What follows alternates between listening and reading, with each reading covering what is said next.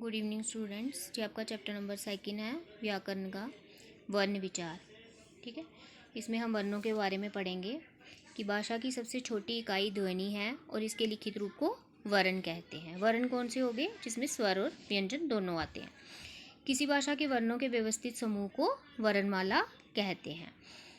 वर्णों के व्यवस्थित समूह को क्या कहा जाता है? वर्णमाला कहा जाता है। और वर्णमाला के कितने भाग हैं? 2 भागों में इसको बांटा जाता है। एक आ गया स्वर और दूसरा आ गया व्यंजन। अ से जो अ आ ई वाले हैं वो स्वर कहलाते हैं और क से ग तक जो हैं वो व्यंजन कहलाते हैं। अब आगे स्वर। जो वर्ण किसी अन्य वर्ण की सहायता के बिना उच्चारित होते हैं वे स्वर कहलाते हैं। उच्चारित मतलब बोले जाते हैं। इनकी संख्या 11 है। स्वर हैं अ, आ, ई, उ, री, ए, ओ, औ। स्वर के भेद। स्वर के 3 भेद हैं: ह्रस्व स्वर, दीर्घ स्वर और पलुत स्वर। ह्रस्व स्वर कौन से होते हैं? जिन स्वरों के उच्चारण में एक मात्रा का समय लगता है उन्हें ह्रस्व स्वर कहते हैं। इनकी संख्या 4 है और ये कौन कौन से हैं? अ, ई, उ और री, कि जिनको बोलने में कम समय लगता है। दीर्घ स्वर कौन से हो गए? जिन स्वरों के उच्चारण में 2 मात्राओं का समय लगता है, मतलब ह्रस्व से थोड़ा ज़्यादा समय लगता है, उन्हें हम दीर्घ स्वर कहते हैं। इनकी संख्या 7 है। ये कौन कौन से हैं? आ, ई, उ, ए, ओ और औ। पलुत स्वर। इन स्वरों के उच्चारण में 3 मात्राओं का समय लगता है, यानी कि इन स्वरों को जब भी हम बोलेंगे या इन स्वरों का जब भी उच्चारण किया जाएगा तो इनमें ह्रस्व और दीर्घ दोनों से ज़्यादा समय लगेगा। इसका चिन्ह ये गिनती में 3 जो लिखा जाता है ये है। जैसे ओम लिखते हैं तो बीच में ये दिखाई देता है ना आपको, ये 3 की तरह ये डाला हुआ है, तो ये चिन्ह है इसका। नेक्स्ट आ गया व्यंजन। जो वर्ण स्वरों की सहायता से बोले जाते हैं वे व्यंजन कहलाते हैं। आपको पता होगा कि जब भी व्यंजनों का उच्चारण किया जाता है तो वो स्वर सहित किया जाता है। सभी व्यंजन स्वर के बिना होते हैं, परंतु उनका उच्चारण जो है वो स्वर की सहायता के बिना नहीं हो सकता। इसलिए हम बोलने की सुविधा के लिए वर्णों को अस्वर के साथ मिलाकर बोलते हैं। मूल रूप में उनका रूप होता है क के नीचे हलंत लगाया जाता है। तो इसका मतलब क्या है कि इसमें अभी स्वर नहीं है, ये स्वर रहित है। जब इसके नीचे हलंत हम नहीं लिखेंगे, हल चिन्ह नहीं लिखेंगे, तो उसका मतलब क्या है कि इसमें स्वर है। उसके बाद आ गया व्यंजन के भेद। व्यंजन वर्णों के 3 भेद होते हैं: स्पर्श व्यंजन, अंतस्थ व्यंजन, ऊष्म व्यंजन। स्पर्श व्यंजन कौन से हो गए? जिन वर्णों के उच्चारण में वायु मुख के विभिन्न भागों को स्पर्श करती है उन्हें स्पर्श व्यंजन कहते हैं। कि जब भी हम उन वर्णों का उच्चारण करते हैं तो वायु जो होती है, जब भी हम बोलते हैं तो हमारे मुख से जो वायु निकलती है वो हमारे मुख के विभिन्न भागों को स्पर्श करती है, मतलब छूती हुई बाहर निकलती है। अंतस्थ व्यंजन। जिन वर्णों के उच्चारण में जीवा पूरी तरह से मुख के किसी भाग को स्पर्श नहीं करती है उन्हें अंतस्थ व्यंजन कहते हैं। ऊष्म व्यंजन। जिन वर्णों के उच्चारण में मुंह से निकलने वाली वायु ऊष्मा उत्पन्न करती है, मीन्स गर्मी उत्पन्न करती है, तो उन्हें ऊष्म व्यंजन कहते हैं। नेक्स्ट आ गया आगत स्वर। अंग्रेजी भाषा में हिंदी भाषा के आए शब्दों को सही तरीके से लिखने के लिए हिंदी वर्णमाला में से शामिल किया गया है। इसका उच्चारण आ तथा ओ के बीच का होता है।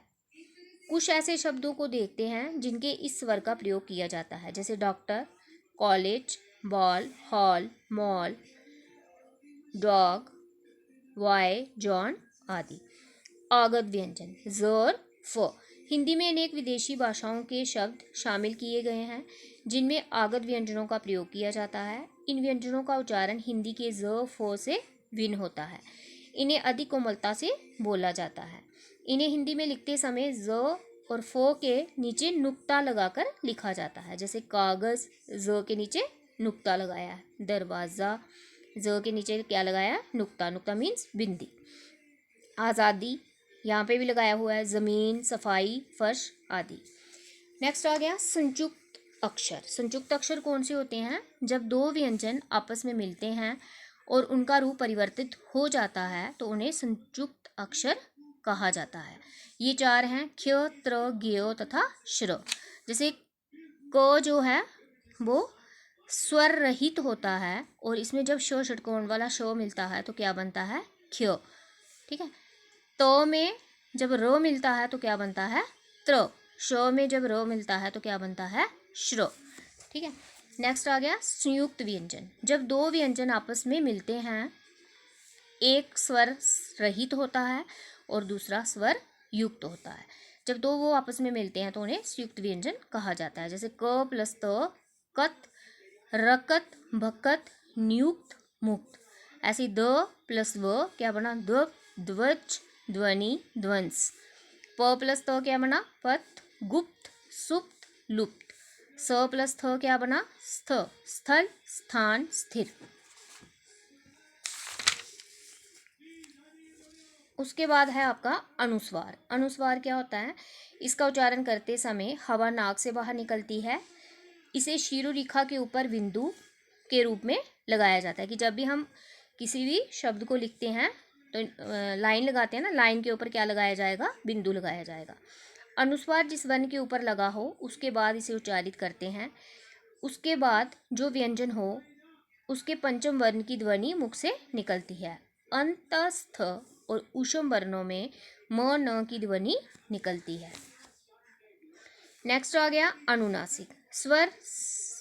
स्वर सानुनासिक भी होते हैं। स्वरों का उच्चारण करते समय जब हवा मुख और नासिका दोनों से निकले तो सानुनासिक स्वरों का उच्चारण होता है। इनमें चंद्र बिंदु लगाते हैं।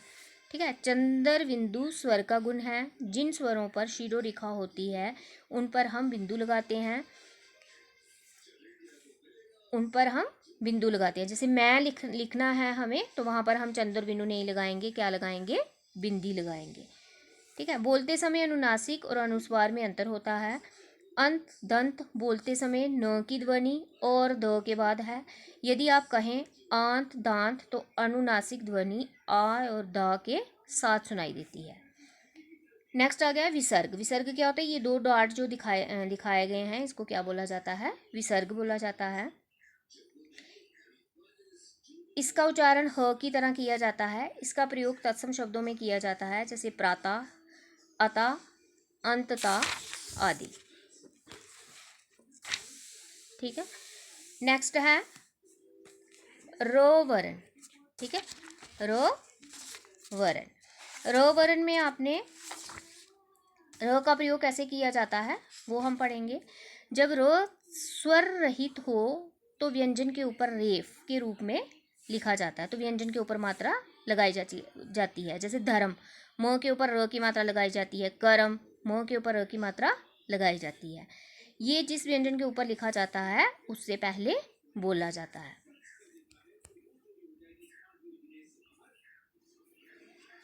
नेक्स्ट है जब र का स्वर युक्त रूप किसी स्वर रहित व्यंजन से मिलता है तो र उस वर्ण के नीचे लगाया जाता है। इसे पेदन कहते हैं। जैसे क्रम, यहाँ क स्वर रहित व्यंजन है और र स्वर युक्त है। जब र का स्वर युक्त रूप ट और ड वर्णों में लगाया जाता है तो हल चिन्ह के साथ मिलाकर अंग्रेजी के उल्टे वी के आकार का हो जाता है। जैसे ट्रक, ट्रॉम, ड्रम, ड्रामा आदि।